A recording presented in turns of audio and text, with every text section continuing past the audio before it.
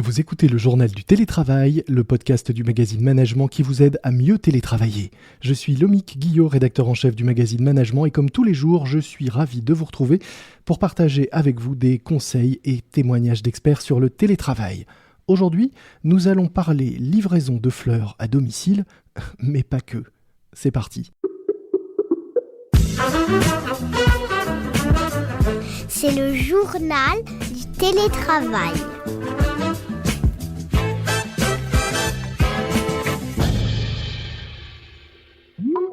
C'est le sujet du moment après la qualité de vie au travail, la qualité de vie au travail, mais à la maison. Comment accompagner les salariés à domicile pour s'assurer de leur confort et de leur forme mentale et physique? C'est sans doute l'un des défis des prochaines semaines et des prochains mois. Un défi auquel s'est déjà attelée l'agence Valtech, spécialiste de la transformation des entreprises et de l'innovation, notamment pour les maisons de luxe, une agence qui compte 3000 collaborateurs dans le monde. Pour en parler, j'ai le plaisir de recevoir aujourd'hui dans notre podcast Serge Biscard, le DG de Valtech France. Bonjour. Bonjour. Alors, pouvez-vous nous dire quelles sont les mesures et initiatives que vous avez très concrètement décidé de prendre pour améliorer le confort de vos salariés qui travaillent, j'imagine, en majorité, si ce n'est pour la totalité, à domicile? Oui, en grosse majorité, bien sûr. Mhm. Ça a été un peu un choc pour nous parce que même si on travaille dans le digital à 100%, on a tous les outils de travail qui nous permettent de travailler à distance, évidemment.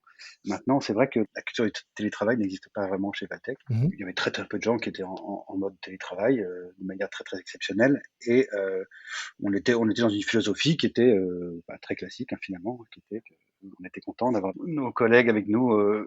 à portée de main et puis on avait un fonctionnement finalement assez classique. Alors, vous parliez des outils, mais vous n'avez pas commencé par les outils puisque vous étiez équipé. Vous avez commencé, vous, par vous intéresser à l'environnement de travail de vos collaborateurs en leur permettant notamment de récupérer des sièges, des écrans, bref, du matériel assez rapidement. Oui, ça a été une des premières choses qu'on a faites parce que, comme tout le monde, on a été un peu pris par surprise par le premier confinement. Donc, on s'est tous retrouvés un peu du jour au lendemain dans cette situation.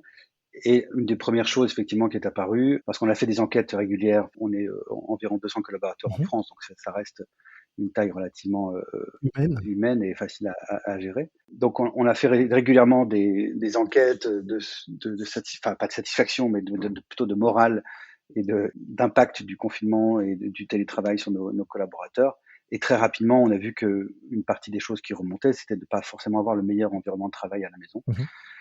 Donc on a rapidement mis en place ça de manière un peu urgente, dans le sens où on s'est tous mobilisés à tout niveau de l'entreprise pour collecter ce matériel et aller le distribuer à nos collaborateurs directement pour permettre déjà effectivement d'avoir un environnement de travail qui soit relativement confortable. Alors au-delà de l'environnement, il y a un autre sujet, qui vous a paru important, assez vite, c'est de former, les collaborateurs et les managers au télétravail et au-delà même de vos salariés, des consultants qui viennent accompagner la nouvelle, organisation et qui viennent former à des nouvelles pratiques, c'est ça? Oui, alors on a la chance d'avoir dans nos équipes des consultants spécialistes de la transformation digitale, des comportements, de la gestion du changement. Mmh. Donc qui étaient, eux, pour le coup, très à la pointe de toutes ces pratiques et tous les outils et la même bonne manière d'utiliser finalement aussi les outils, parce qu'il ne faut pas tous les mettre à disposition, il faut aussi expliquer comment bien les utiliser, pour essayer d'embarquer un maximum de gens dans ces nouvelles pratiques, la manière de le faire. Donc on a fait effectivement régulièrement des sortes de formations, mais c'était pas vraiment des formations, c'est plutôt des points d'information, de conseils,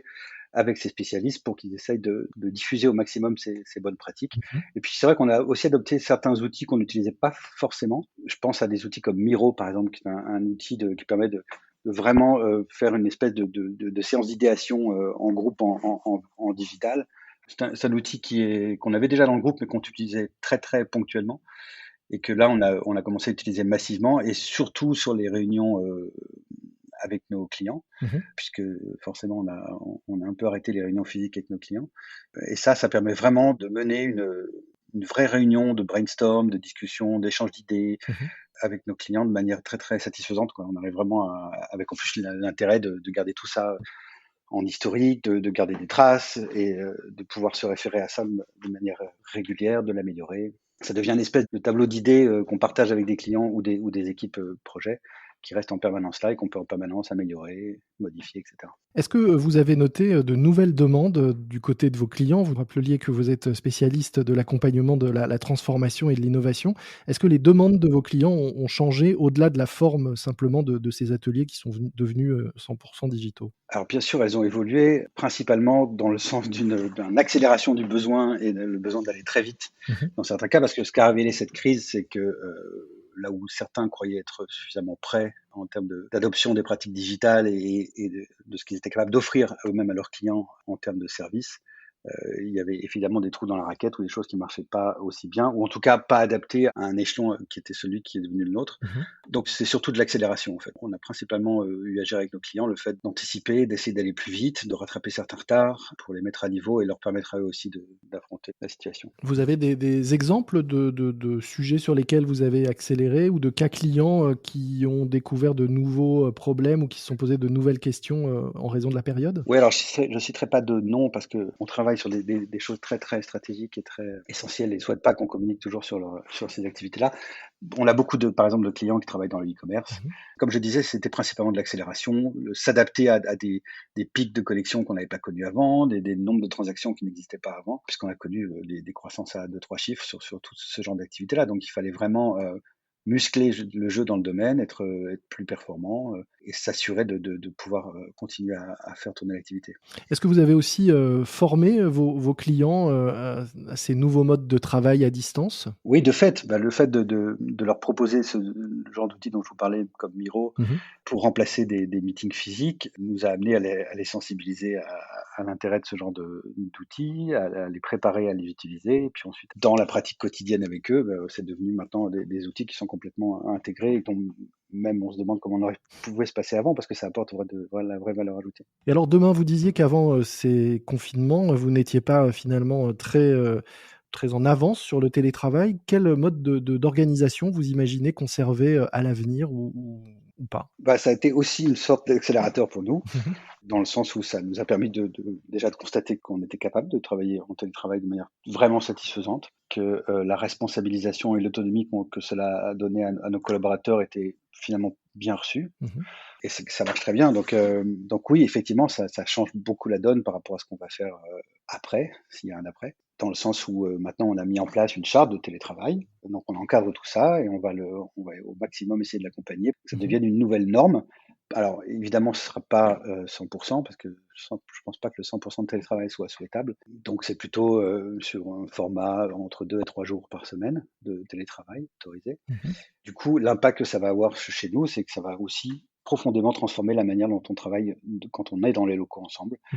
avec moins de on va dire moins de postes de travail, de stations de travail où chacun vient s'asseoir et puis passe sa journée, mais beaucoup plus d'espace qui incite à la convivialité, au travail de groupe, voire à la réception de clients, de prospects pour devenir des lieux de vie et de démonstration de ce qu'on est capable de faire.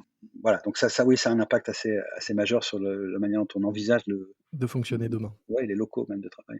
Peut-être pour terminer un point plus anecdotique mais assez sympa, je crois que Mmh. pendant le confinement, votre standardiste qui forcément avait, moins de travail, puisque plus d'accueil physique à réaliser, notamment, s'est formé et a appris, à faire des bouquets de fleurs. Elle a suivi une formation de fleuriste comme beaucoup de salariés qui ont profité de cette période pour se former à différentes choses et depuis, si j'ai bien compris, elle réalise des bouquets de fleurs pour les anniversaires de vos collaborateurs qui leur sont livrés avec, une bonne bouteille par un collaborateur. Ce qui permet, j'imagine, de créer du lien et de conserver un esprit d'équipe même à distance, c'est ça? Ouais, ça fait partie des petites choses qu'on a essayé de mettre en place pour garder, au maximum le lien, garder le sourire. Parce qu'on a aussi la particularité d'avoir pas mal dans nos effectifs de gens qui viennent de l'étranger Mmh. et donc ils sont pas forcément, un environnement familial ou amical, à Paris ou dans la région parisienne qui soit très développé. Mmh. Donc, une de nos principales préoccupations, ça a été de lutter contre l'isolement et la solitude et on a trouvé, ça comme entre autres, initiatives, parce qu'on organise aussi pas mal d'activités qu'on propose à nos collaborateurs pour qu'ils se retrouvent en groupe pour faire des cours de cuisine, via des services en ligne et cetera, donc ça, ce genre de choses. Mais, aussi ça, cette petite chose-là, c'est effectivement, venu de notre standardiste qui s'est retrouvé un peu désœuvré, pendant quelques mois Et donc, elle a fait effectivement cette formation-là et ça nous a donné l'idée d'aller célébrer de manière un peu surprise à nos collaborateurs leur anniversaire de manière un peu plus sympathique et leur apporter un petit peu de chaleur. Une bonne initiative, effectivement, une bonne idée, sans doute, qui peut en inspirer d'autres. Il y a d'autres choses que vous organisez pour, justement, essayer de maintenir ou renforcer ces liens à distance? Oui, je le disais, ces activités de groupe qu'on essaie d'organiser régulièrement, thématiques, alors on cherche des idées, Mmh. on en recueille un peu partout, on voit ce que font les autres aussi parce que c'est forcément une source d'inspiration. Des activités qui ne sont pas des activités liées au cadre professionnel, mais plus des escape games virtuels, je disais des cours d'œnologie, des cours de cuisine, qu'on essaie d'organiser régulièrement pour que nos salariés puissent se retrouver, passer quelques bons moments entre eux. Ça fait partie des choses qu'on fait et alors après il y a toutes les choses plus classiques qui sont ce qu'on appelle nous les town hall, donc les prises de parole Mmh.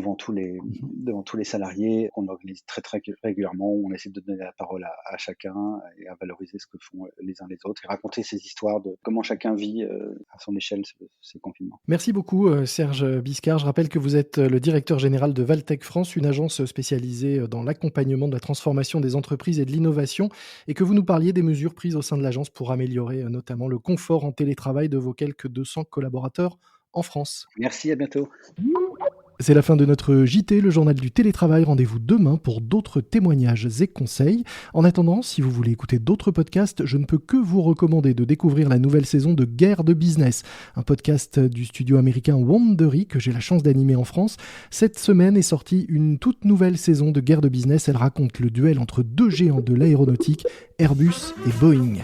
Guerre de Business à écouter sur l'ensemble des plateformes d'écoute de podcasts. Moi je vous dis à très vite, d'ici là, soyez prudents, respectez les consignes, les gestes barrières et le couvre-feu, portez-vous bien et bon télétravail à tous. C'est le journal du télétravail.